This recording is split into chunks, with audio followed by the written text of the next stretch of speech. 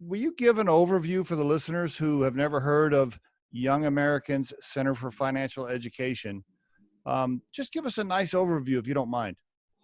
Yeah, it's, the organization started back in 1987, founded by cable pioneer Bill Daniels, that was really considered the father of cable television. But his premise is that the free enterprise system is the best system in the world. The bank is the center of that system. And if you didn't know how to navigate a bank, manage your finances, how are you going to realize the American dream? So he started Young Americans Bank as the world's only bank for young kids under the age of 21. And so, of course, a lot of hurdles there. And from the Young Americans Bank grew Young Americans Center for Financial Education, our companion nonprofit. And we offer three different programs through there. One is Young Ameritown, which is for fifth graders, where they run a kid-sized town for a day after doing about 26 hours of lessons in the classroom as we partner with teachers, really learning about civics, the free enterprise system, how to run a business, how to manage their personal finances. And they put that all into practice with the culminating event where they come and run a kid-sized town for a day. So that program now reaches 50% of Colorado fifth graders, so about 35,000 kids a year. We also have licensees in Casper, Wyoming, Lenora, Kansas, and we're working on Albuquerque, New Mexico. So a nice regional program there. Nice. We move up to middle school, and we have a lesson in global economics. So our program there is called International Town. Kids go through a similar format of having classroom lessons, and their culminating activity is to come and run the world for a day. So we have a simulated world of 16 countries that we've broken up into 4 fictitious regions. Each region has its own currency with the relative value to the other region's currencies. That 50% of the simulation is them being travelers. And so traveling the world, understanding currency exchange, buying souvenirs, understanding different cultures. The other side is really the economic piece. So understanding the interdependence of our world, specialization, trade, but really getting seventh graders, 12 to 14-year-olds, to understand this complex world that we live in, as we're seeing now with the coronavirus and the disruptions in our supply chains, but understanding why the world operates and how it operates the way it does. So we reach about 11,000 students a year through that program here in the Denver metro area. And then our last pillar is entrepreneurship. And so for a long time, with Bill Daniels, our founder, being one of the most notable entrepreneurs in the Rocky Mountain region, in notably or arguably in the world, we worked with entrepreneurs that had their own businesses, so young entrepreneurs, to help them grow those businesses, support them with mentorship, ongoing seminars. We have a statewide competition called the Spotlight on Youth Biz Stars that we honor these young business owners and match them up with prominent entrepreneurs and business people in the community that serve as their mentors. And then in 2015, we acquired another nonprofit, a small nonprofit in the Denver area called Youth Biz, that really worked with inner city youth in helping them understand the importance of entrepreneurship. So with that acquisition, we now take kids from understanding entrepreneurial thinking and all the way to business ownership and having those businesses. So a vast variety of programs with Young Americans Bank and Young Americans Center, but all focused on how do we utilize our free enterprise system to our benefit, and really keeping the legacy of Mr. Daniels alive. You know, isn't it ironic how you grew up in a household not knowing not being taught anything about the banking or the money? Like you said, your parents didn't even have a checking account, and here you are leading an organization that teaches children all about that. I mean, wow. I mean, like I say, I look at it and I say, this is the American dream. This is, if you work hard and you take advantage of opportunities, I'm the American dream. I've lived it. You know, for the listeners that aren't familiar with Young Americans, I encourage you to visit yacenter.org. It's yacenter.org, I believe, is the main website. Is that accurate, Rich? Correct. Yep. Yep.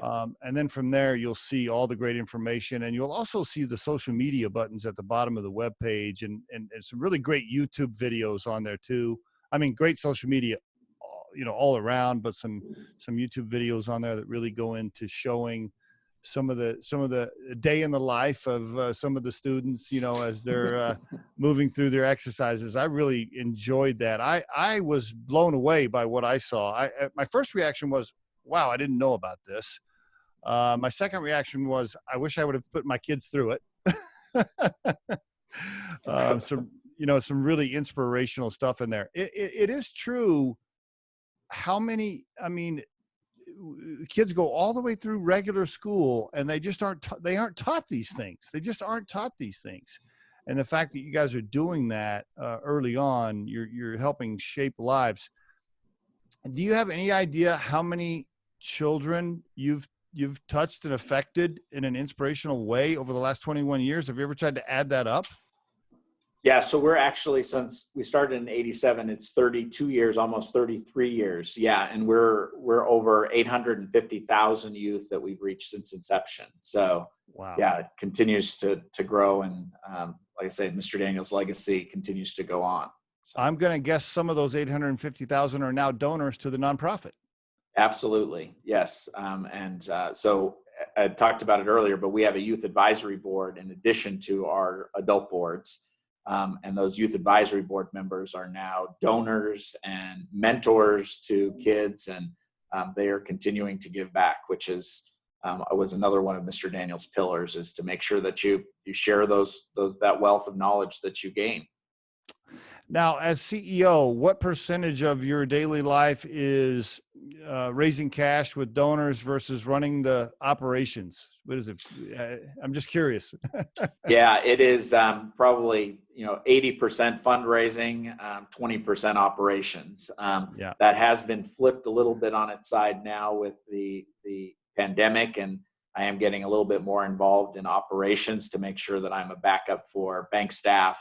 And still continuing to be, in touch with donors, but not making a lot of fundraising calls, really just solidifying our existing donors.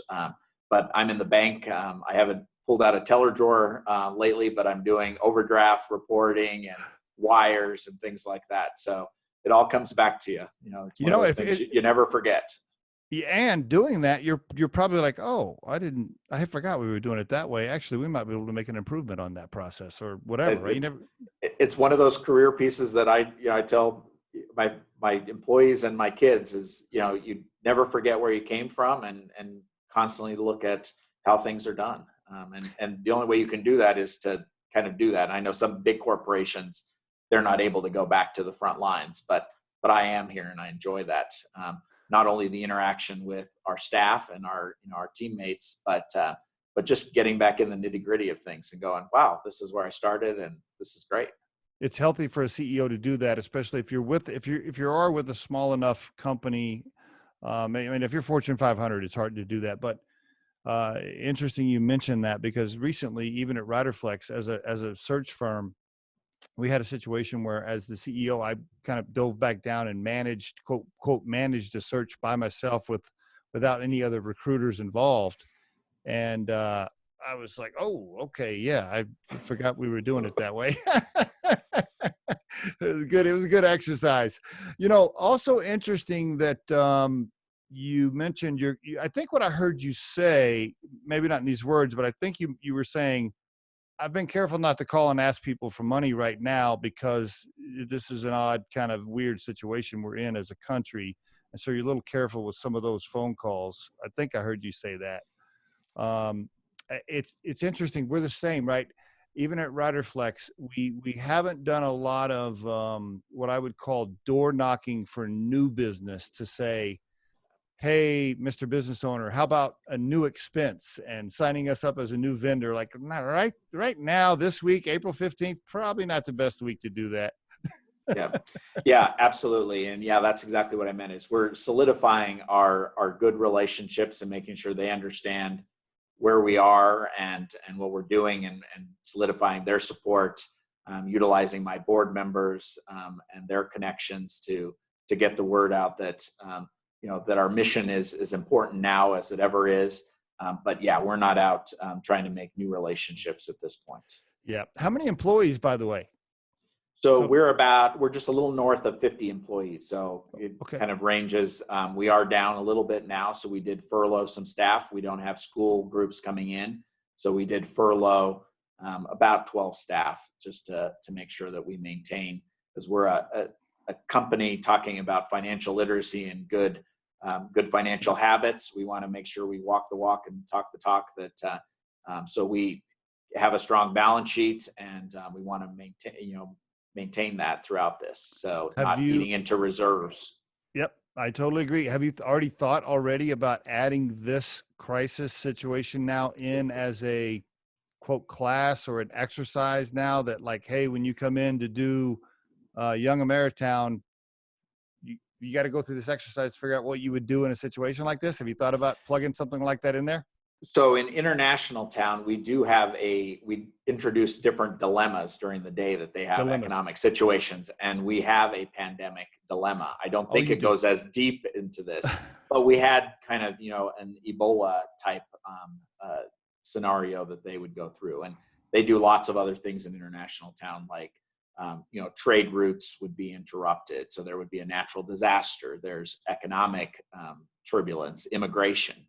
And it's amazing to say 12 to 14-year-olds are tackling big issues like that, but they're hearing it in the news every single day. And for them to at least understand the basics of those kind of world issues is very valuable. What I love about a 10 or 11-year-old's comment or answer about a problem or a situation or a process is they make, I don't know if I'm going to use the right words, but they say things without any filter of politics or weird relationships they might have in the office, or, oh, I got to keep Mary happy, so let me say this thing, like an adult would, I got to say this certain way because I don't want to make that department mad, or I don't want to.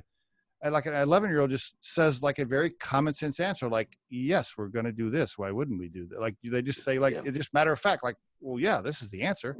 But then as we get to be adults, we have to put all these filters in there, and we're worried about all the relationships and the politics. Yeah. Well, and they're looking at it as a game. And so they're doing whatever is needed to make sure they get to a solution, whether that be bartering, whatever. And and you look back at that and go, wow, if we as adults could put all that other stuff aside, we could get a lot of work done. A lot of work done. You're absolutely right. The Riderflex podcast features entrepreneurs, business executives, and the stories behind how they got there, as well as daily tips on career advice and job interviews.